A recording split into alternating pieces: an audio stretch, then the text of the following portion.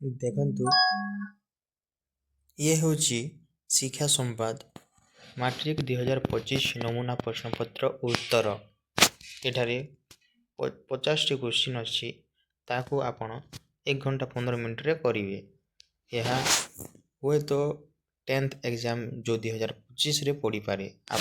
ମୁଁ ଏଠି ଦେଉଛି କେତୋଟି ପ୍ରଶ୍ନ ଦେଉଛି, ଆପଣ ଭିଡ଼ିଓକୁ ପଜ୍ କରି ନିଜେ ଖାତାରେ ଲେଖି ତାର ଉତ୍ତର ବାହାର କରିକି ରଖିଥାନ୍ତୁ। ତାପରେ ଲାଷ୍ଟରେ ମୁଁ ଉତ୍ତର ଦେଇଦେବି।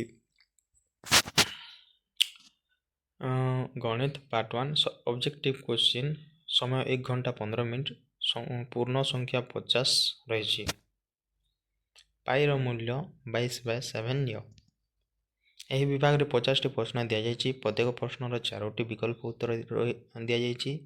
ସେଥିମଧ୍ୟରୁ ଠିକ୍ ଉତ୍ତରଟି ବାଛି OMR ଉତ୍ତର ଫର୍ଦ୍ଦରେ ସମ୍ପୃକ୍ତ ବୃତ୍ତ ଗୁଡ଼ିକୁ କଳା ଓ ନୀଳ ବଲ୍ ପଏଣ୍ଟ କଲମ ଦ୍ୱାରା ସମ୍ପୂର୍ଣ୍ଣ ଭାବେ କଳା ଓ ନୀଳ କର। ପ୍ରତ୍ୟେକ ପ୍ରଶ୍ନର ମୂଲ୍ୟ 1 ନମ୍ବର।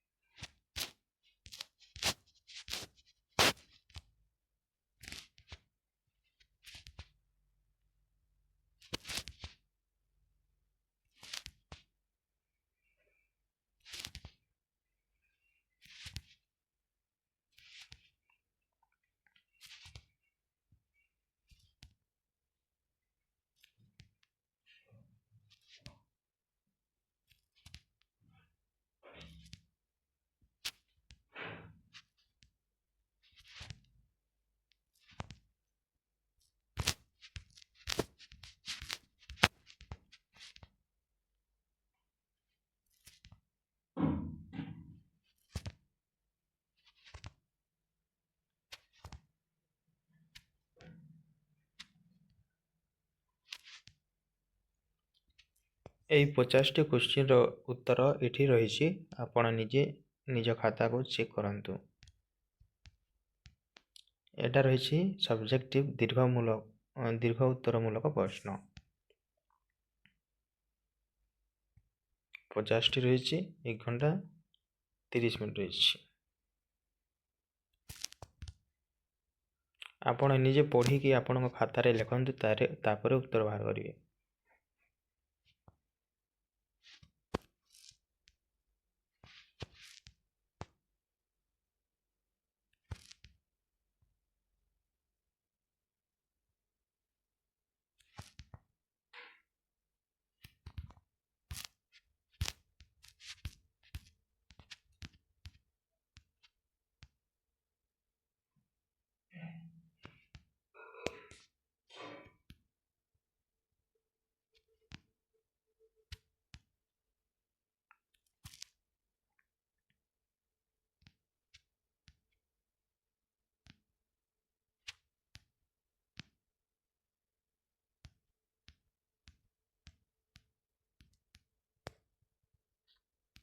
ଆପଣ ଏହାକୁ ପ୍ରାକ୍ଟିସ୍ କରନ୍ତୁ। ନିଶ୍ଚୟ ଆପଣଙ୍କ ଗଣିତରେ